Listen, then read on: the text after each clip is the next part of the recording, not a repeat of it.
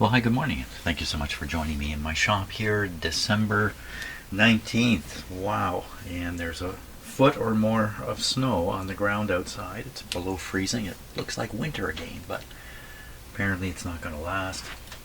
Warm weather is what the forecast is, general forecast for the winter here. Warmer than normal weather. So that's what it's been. So you see this little CR, capacitor resistor substitution box. What I'd like to employ this. I've used this a couple times now, but I'd like to employ it. But I really need to look inside and see what condition the capacitors are, and maybe even replace them in here and make this into a good test box. Because I have some interesting ideas of, at least I think they're interesting, of what I could do with this box. So that's what I'm going to do. Let's pop it open. Just simple 4 screws here. Simple 4 screws. If you have the screwdriver, what's happened? Oops, hey. What's happened to my screwdriver? Okay, gotta go hunting down a screwdriver, for crying out loud. Okay, let's have a look inside this box. I don't expect any surprises. Wow, those look like pretty high quality capacitors there.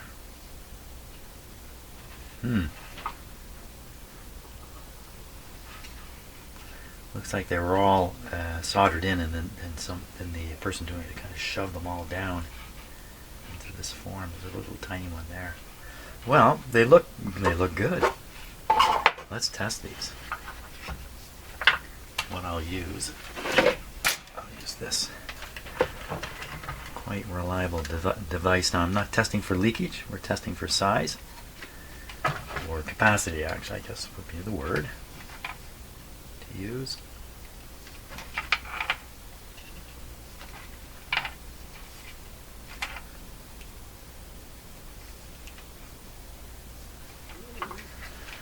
Let's put it on, let's try 0.01 to start.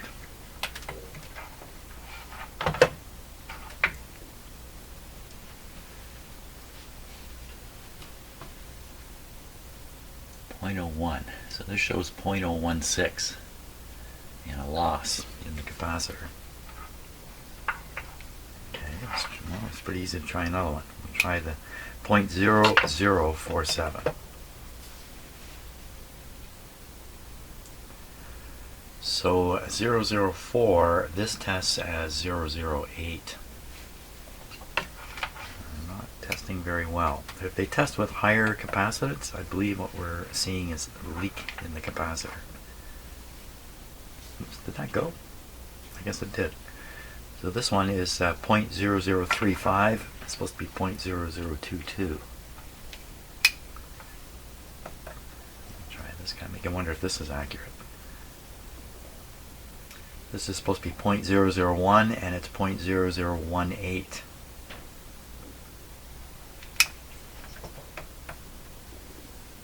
They're all testing consistently high. This is supposed to be 0.0001, which would be 100 picofarads close. And that's probably this capacitor here, which is a more reliable style, I guess. Well, these aren't terribly good. They are not terribly good. We could test some of the resistors too, why not? Not that I'm interested in those right now. It's the capacitors I'm interested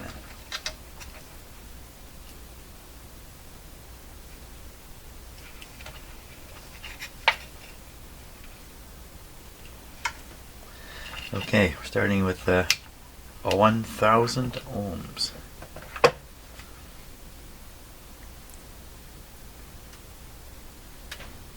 So it's 1068. That's pretty good. Now there's a button here and you can switch from ohms to thousands of ohms. So this should now be 1,000 ohms, or a million ohms, 1 mega ohm. Oh, it says it's a capacitor. Oh, damaged, unknown.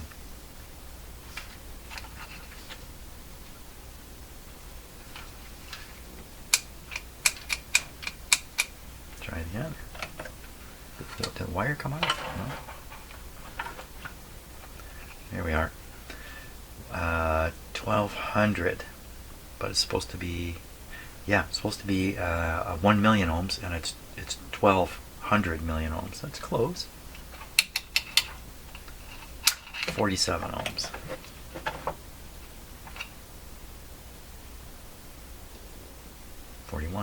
Yeah, you know, it's close. Wouldn't expect the resistors to have gone way off. They're just sitting here. But these, even though these look like high quality capacitors to me, they seem to have not held up. Now we're going to do another kind of test on these capacitors. I'm going to do a leak test on them.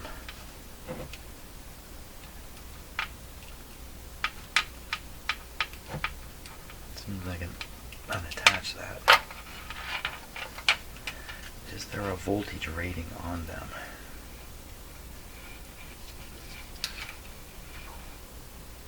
$400. It's probably also 400. They very craftily put these so the labels would be hidden away from view.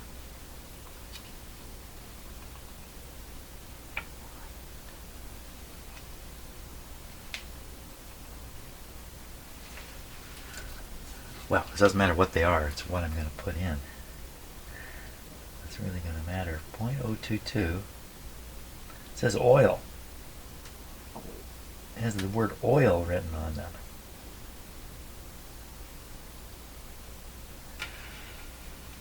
This one too, see? Oil, CP-C. Don't know what that means. Does it mean there's oil inside the capacitor?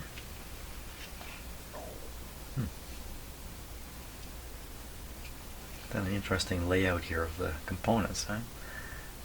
All the resistors just come out, bind together. Same thing here. Very, very efficient design here. Okay, it's just a little box of resistors, though. Yeah, let's take the capacitor over now. Small things fascinate me. What can I say? We're gonna run a test here.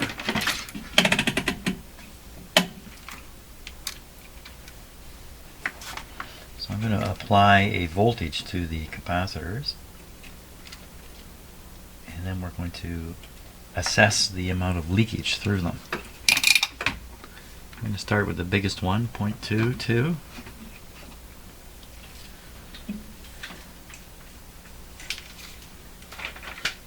$50 volts. Okay, watching the eye.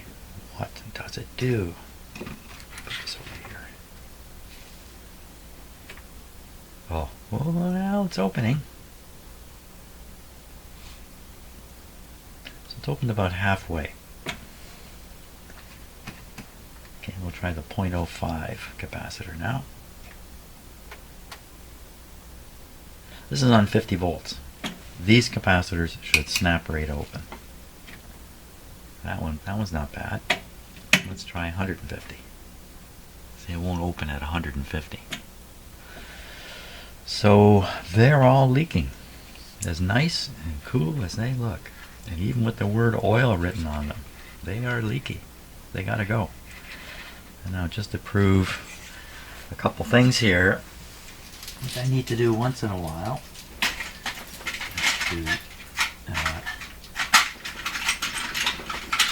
I'm just kind of grabbing a random capacitor that I'm sure is of good quality.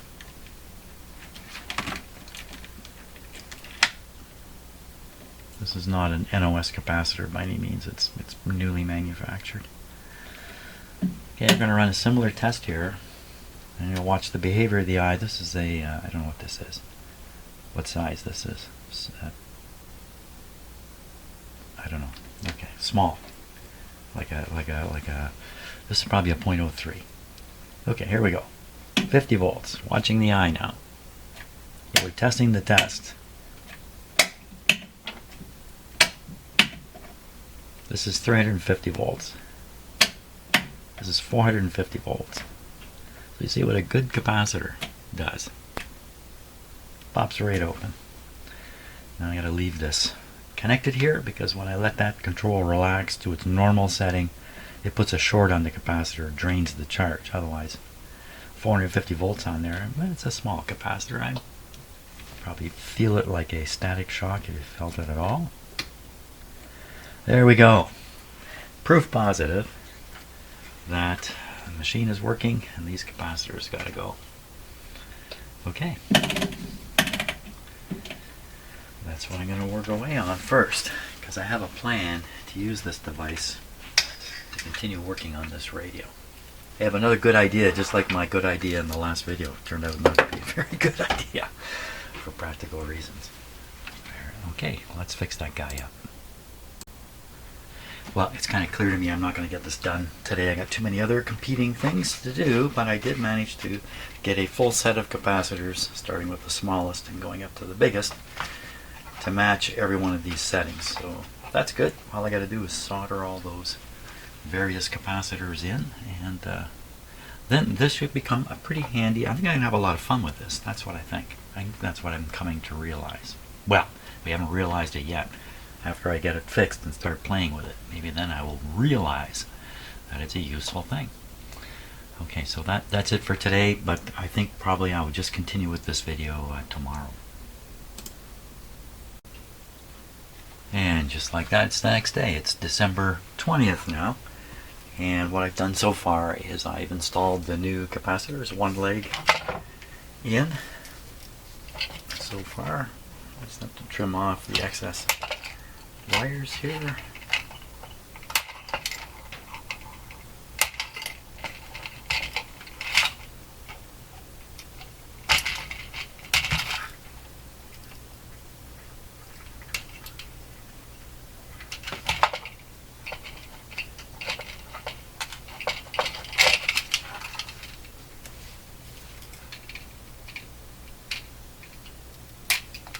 There we go. So what I've got to do is join together all these other leads, join them to this black wire, and we're done. Good. Very good. Looking forward to trying this. Okay, got them all soldered in there. Let's see if we can get the cover on. Yeah. Good show. Put in a couple screws and we'll give them a test, because I want this box to be accurate. I want it to, when I dial in 0.001, I want that to be 0.001.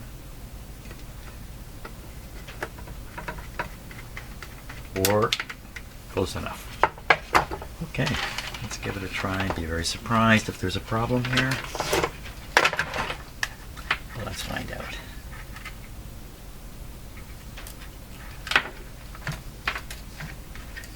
I found this instrument to be quite accurate.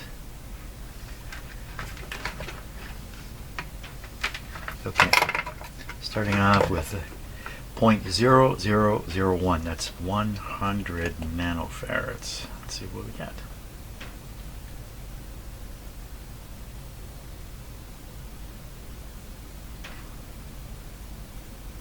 Am I doing this right? 113 picofarads. Doesn't seem right. Okay, next one.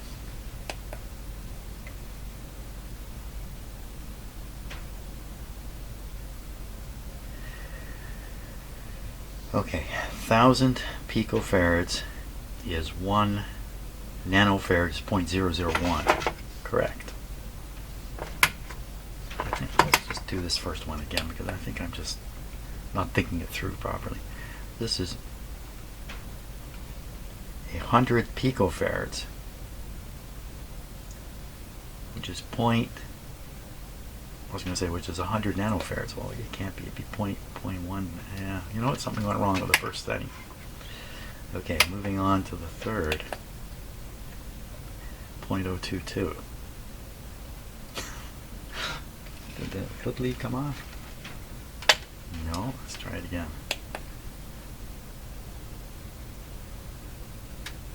Did I say I didn't expect anything to go wrong here? I'm sure I said that. Okay, this one is supposed to be 0.004. There we are, 0.0046. Try this one here. This is supposed to be 0.01. There you are, 0.01.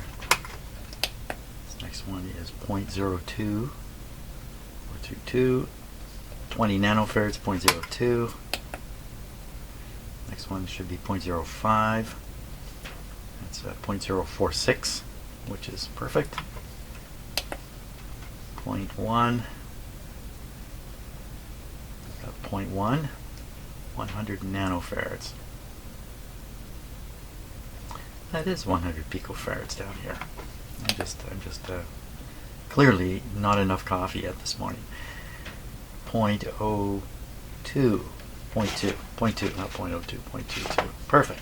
Good. Everything's good. Yeah, I think it's fine. Wasn't there one that showed damaged part?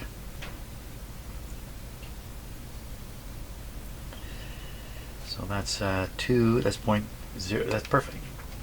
Which one showed the damaged part?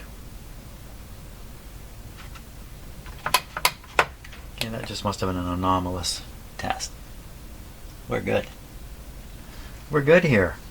Very good. Okay, got myself a new piece of equipment here. Pretty simple stuff, really, but you know, it has to do with how you use it. Okay, now we're going to fiddle around with this radio finally and see what we can do with it. Okay, I think I'm ready to go. So what I'm trying to do here is discover new techniques for testing the radio, testing the components in the capacitors in the radio, and see if I can't find some useful, interesting things to do with this guy. So first capacitor I'm going to go after is one that I'm pretty sure of to begin with, and that's this one sticking out here.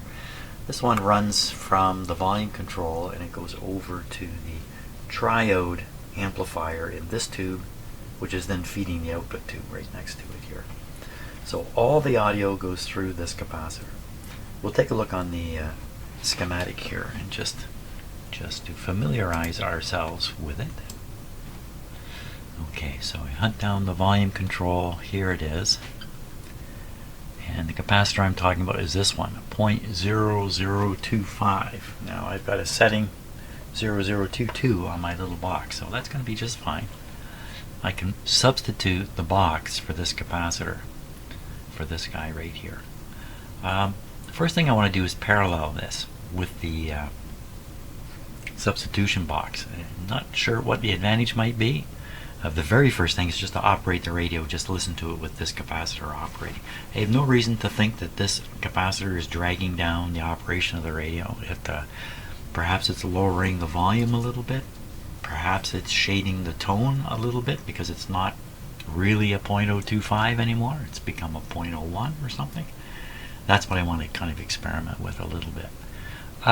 Could do this with a tone coming from my signal generator, but in fact I think it'd be better to be listening to an actual station while doing this kind of stuff. So that's the objective here. So I'm guessing the design rule the design engineers follow with most of the components in this radio is the smallest one possible, or better yet, the cheapest one possible that'll do the job is the one we're putting in the radio. Putting in a bigger size, like in the case of capacitors, could be advantageous in some cases, but you know, cost, benefit, all that kind of stuff. So generally speaking, these are all the smallest capacitors they can get away with. Now, it's not always the case, but I think generally it is. But we're going to find out. So I'm going to operate the radio. That's right, I have to operate the radio. So switch it on here. There's no power to it yet. We have my outdoor E antenna attached to it, and away we go. So I will tune in a AM station of some strength. so we can hear some of the total quality of the program material. It's going to be somebody talking, unfortunately. Okay. The market remains stuck in There we are. mud. And is this just purely Yamamoto? Is there more to this? Like, why are we seeing so much Okay, a little out of tune. now going, like, into Christmas? Yeah. The anticipation in baseball, and especially at the winter meeting, you were talking to these people Okay. in baseball, and Now I want the tone control to be max treble. for all the other free agencies or free agents would end up heating up. And I mean, there has been some movement for sure, but not to the degree that anyone expected. So it's just a treble cut, so the same bass is there, but it doesn't sound like it when you have the treble going. Over the last 24 to 48 hours with offers, and it's going to take a little bit of time for that one to play out, and that's holding up the market for a lot of these guys. Now there's no off on this, but setting it to the smallest setting is just about having it off. Capacitor that's in here right now is a cannot see it. It's around behind it. I think it might have been on the schematic. Let me just take a peek here. Yeah, 0.025, of course. Try to remember things a little bit, might help.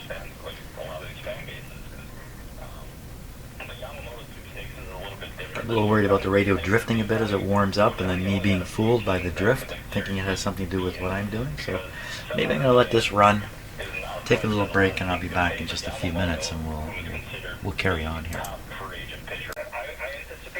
Okay, I'm just going to turn this down a little bit. The radio's quite stable, it seems. Now, got some long wires here. These wires have a capacity too. These wires, like this, maybe if I twisted them together a little more, would have a capacitance, I'm going to guess, of 2 or 3 picofarads, 4 picofarads. That's a very small amount, not enough to concern myself with when the numbers are fairly big. That's why this will only go down here.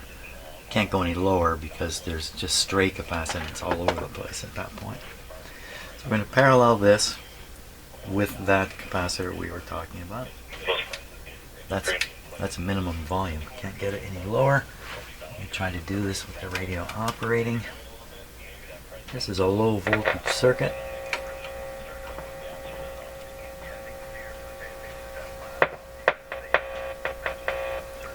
Alright. That didn't help. Let's see what happens here. That's why I'm doing this, is to discover. Now I might just short this accidentally and get a big loud. A big loud. Okay, I heard the volume drop.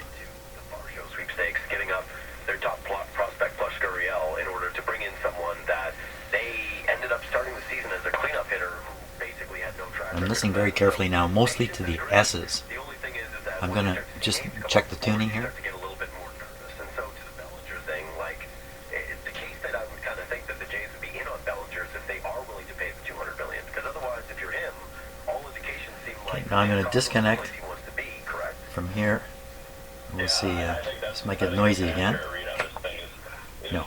Cubs and the Blue Jays are probably the two most prominent suitors for a guy like Bellinger, and a guy like Scott Boras, who is representing. Okay, listening. I'm going to connect and disconnect. When it comes to asking questions on his players, and he does not budge at all, and that can end up being a case where I'm introducing a hum, which is causing some distortion. Get my hand away from it. Okay, we'll try some. So that's a 0.025. That's here. So I get up to here, I will double that capacitor, assuming that capacitor is valid. Here we go.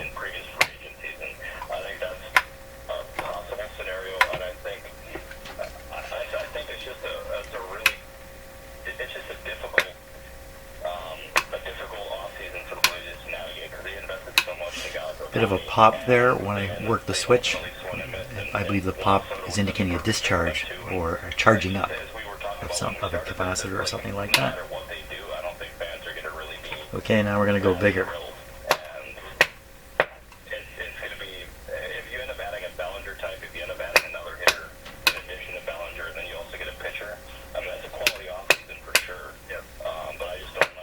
It's a lot bigger.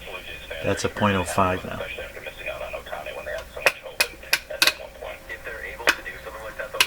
Okay. Next part of this test. Nothing too dramatic happened there, did it? Next part of this test is to nip that capacitor right out of there.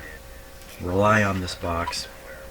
We'll set this to the supposedly correct size. I've never cut a part out of our operating radio. This is a little strange. Hope I'm not making a mistake.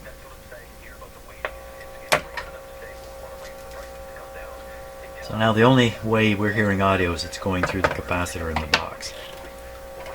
And we're picking up a good hum here, unfortunately. That's not surprising, is it? Okay, we're going to shrink the capacitor. Just try to ignore the hum. Really kind of the question to you is, do you think that that is what the requirement is going to be? You know, there's this tab on the back of this volume control. There's going to be some tone effects from the volume setting itself. We're gonna make the market react to us, not the other way tricky around. here. Yeah, and it's a good question. And I could absolutely see, after losing out on your top two targets, there's a very strong case to be made that the Blue Jays could and should do that, especially with a guy like Smaller. Especially when you're talking about Smaller. guys like Chapman and Bellinger, who are both impact players for sure. Bigger. But that being said, if you end up jumping the market Bigger. for either That's one the of those two, proper you gotta size, make sure bigger. that you add other pieces around them, because even last year when they had Chapman, they Much bigger. were not like a Much they were bigger. not like a World Series team. Like they underperformed, and you got to make Stupidly sure you big. got to add other players around that. But I think you absolutely have to, because if you don't have Going either small. one of those two players, and you have that in addition to losing out on the other two top targets, that's going to end up entering. There's going to be a lot of bad juju surrounding that team. Fan base, I should say, come spring training or come opening day. It's just, why should we be optimistic about this team when we didn't compete with stars?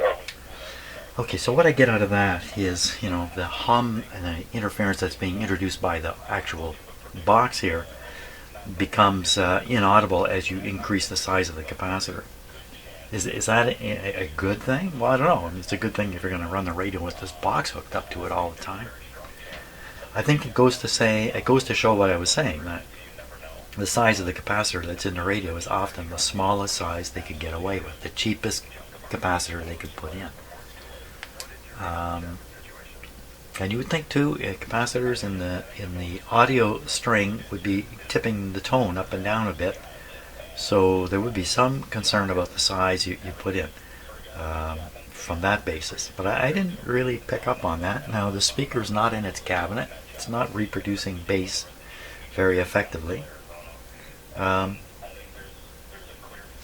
The treble should pass through the capacitor easier than bass. So too small a capacitor should knock down the bass. Can we hear that? Is it possible? They have the money to do it, and I think Yeah, it's just a person talking and there's only so much bass in their voice. And I can't have music come through here. We could feed a signal in from the signal generator and see what's going on here. Okay, I'm going to think about that a little bit. Maybe, you know, there's all experiments here, just messing around, see what I can find out. You know, there's a good chance doing this, I will stumble into something totally unexpected, which will be a great thing. It's possible. Something great may happen. This government needs to make real investments now so that all students can succeed. Because when we invest in students, we invest in the future. Tell the Ford government you agree. Visit nomore.ca. That's KNOWMORE.ca. A message from the Ontario English Catholic Teachers Association. Here we go. Yeah, here in Ontario, we have a public school system for kindergarten all the way up through high school, of course. But in the lower grades, from kindergarten to grade 8, I don't think it goes beyond that. We have a second school system that's run by the Catholic Church. And a very large portion of students here in Ontario attend those schools. It's not a small thing off to the side. It's a major part of our school system. Find that surprising? Catholic Church runs the public school system, part of the public school. Yeah, Yeah, they're funded publicly to do it. It's a weird thing in the province of Ontario. Okay, I think it's a weird thing. Now, we're going to want to feed in this signal. Wow. This is the antenna. Wow, this radio is really working good. Too good. I'm going to tune it off to a place where there's no stations. Okay. Well, that's interesting. That hum, not the clicking, but the hum. Yeah, it's probably just from the wires sticking out. So again, if this is the source of this hum I'm interested in right at the moment, then the settings here really don't count for the operation of the radio. They count for the operation of the radio with this thing plugged into it. So gotta keep that in mind. Now we want to hook up the signal generator here. So let's turn this down a little bit before we get our ears blowing off. Okay, signal generator connected. And I'm going to connect the other lead of the signal generator, ground lead. Hoping that would quiet things down a little bit. Okay, we're up on a large capacitor here. Go back. It's not going to work out. So this size here is the normal size. Now, why all the extra noise now? Because I turned it up? Wow, there's a difference. My whole bench is vibrating when I set it low. There's a very low sound. You can't hear it, but I feel it just.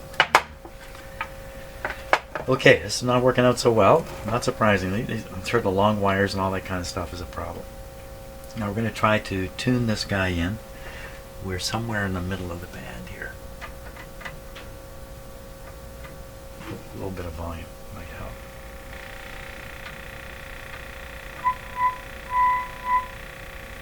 Okay, we're going to just go up here and find it. Tune it in. Now what I want to do is I want to lower. My only option is, I just forgot. I've only got 2 frequencies this thing will modulate with. So the 1000 you're hearing now, and that guy, 400. Okay, let's try it with this. What I want to find out is this size of the capacitor suppressing the bass tone, the tone.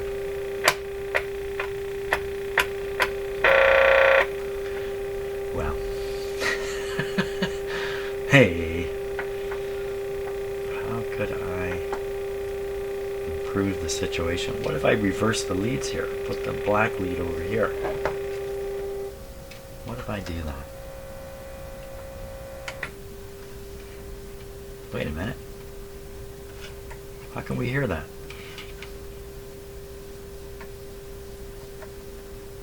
There's no capacitor connecting the volume control to the rest of the radio now. But I hear the tone, don't I?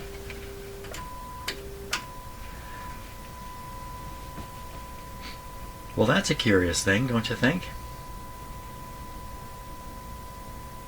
No connection between the volume control and the rest of the radio, and yet, voila.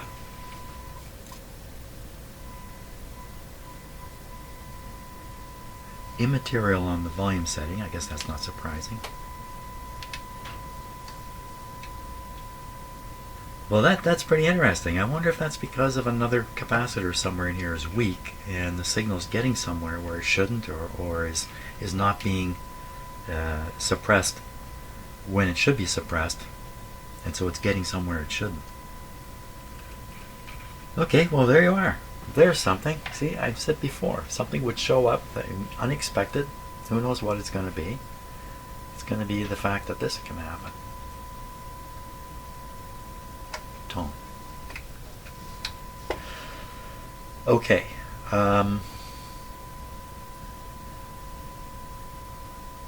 Oh yeah, I was going to try the other way around here. The other way around. Okay, so first we're going to put the black one on. The black one does go to the bundle of the bundle. Okay. Now we go over here. Make sure I clip it on the right thing. We're starting with the capacitor about double the size. No, about 5 times the size that was in there.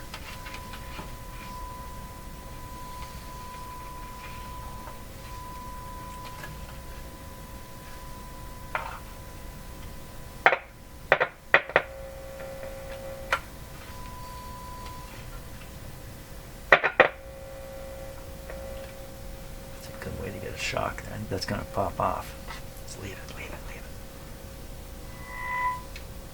Okay, so now that's distorted. That's got like an intermodulation sort of sound in it. Is it because of the tuning?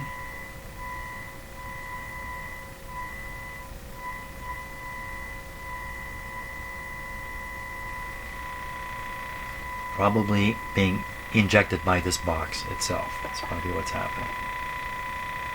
The closer I get to it. Okay, bigger, bigger. No difference. Smaller, smaller. This is the expected size. This whole, my whole bench is just vibrating. A very, very low pitched hum.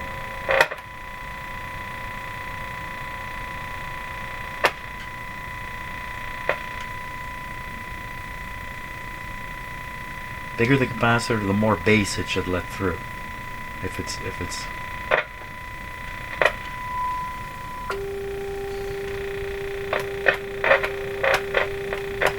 and no difference whatsoever. Not at 400 hertz.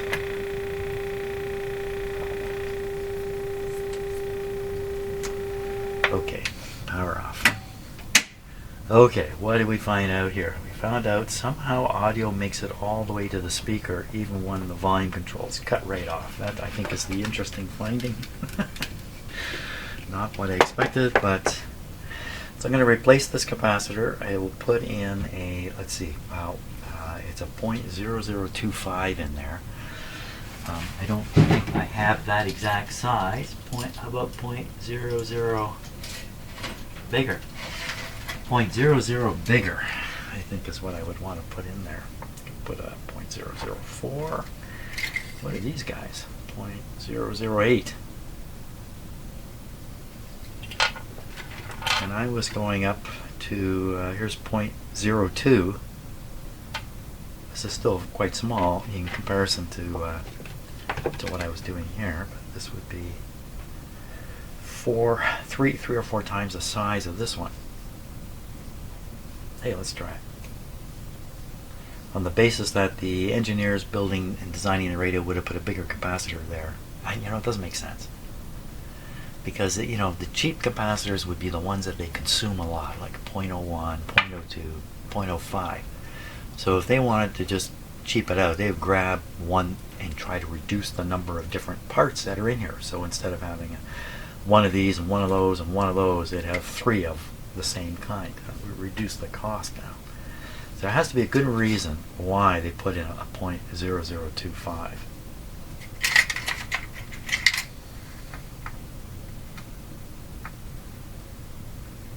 You know what this is actually saying is a different size in here. Okay, I'm going to stop and think a little about this before I commit myself to doing something that maybe isn't quite correct. Okay, so I've decided to match the size that's here as best I can. This is a 0027. That's a 0025, although not likely to still be that value. So I'm going to put in that little capacitor, virtually the same size, rather than vary from the original size as specified. Hey, wait a minute. Yeah, 0025. And hey, wait a minute more. We got to give this guy a test here. find out. Now, every capacitor I've tested so far out of this radio has proven to be significantly leaky. Relative to other radios, more leaky than most. Let's see what happens here. Trying to cut through the wax on there. Okay. Watching the eye here. Here we go. Yeah, look at that. It's a dud. So they're all quite bad in here when it comes to leaking. Now this one, would it matter if it's leaking? You know what? It could easily matter. Because it could throw off the bias of the triode. I think. Okay. We'll stick this guy in, test the radio, make sure it doesn't have any of those weird hums in it. And away we go. Fantastic. Okay, ready for a test again. So just plug it back in. Okay, volume down, power on. So we're still hooked up to the signal generator. Might as well start with that. Then we'll switch to the antenna and just listen to a few stations and just make sure this has worked out the way it should.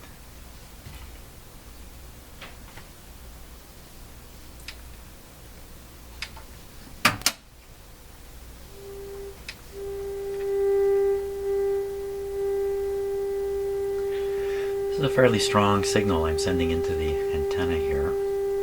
Not outrageous.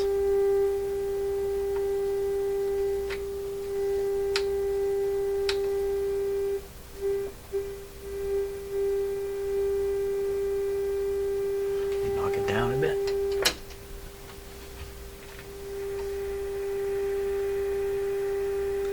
So that's now kind of on the weak side of signals. You can hear what the radio's doing with it. If I go down lower, very good shortwave radios can still receive this quite clearly. I'm full volume now to hear it. I don't think that's a problem. We'll go on the regular antenna, or I should say my irregular antenna, because it's not a wire hanging out there. Whoops, I did the wrong thing. Outside, it's actually a small metal plate, you know, about this size. Right below it is an amplifier driven with a few volts. I have to send volts up to the antenna to drive the amplifier. There's a FET front end, so very, very high input impedance. Just this plate, just this little plate sticking out on my deck, maybe 10 feet above the ground, something like that. No wire picking up, you know, none of that's going on. It's actually like a sensor. You can think of it like a sensor measuring or detecting or responding to the electric field at that place in space, wherever you put the antenna. And I'm going to have to do a video on it because I continue to be totally impressed with how well it works. And I'm not even saying the one I've got is the best one to have. There's a couple of these amplified, I don't know what they're called, E-field antennas. I don't know what you would call them. Let's go on with this first. Just the live antenna here. Okay, we'll leave the ground just hanging.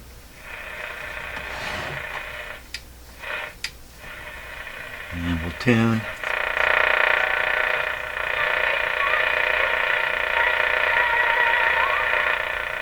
Get a stronger station.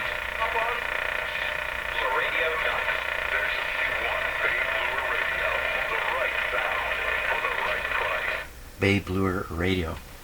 Hey, bought my headphones at Bay Bluer Radio back in 1976, 77, probably 1977, and I still wear them almost every day. The same headphones. In Toronto, well on our way to a guaranteed high of +3, becoming a mix of sun and cloud. City News 680 is 680. AM. Okay, we'll get a better station down here, a little lower. Company online at 640toronto.com. 640. It's probably 610. There we are.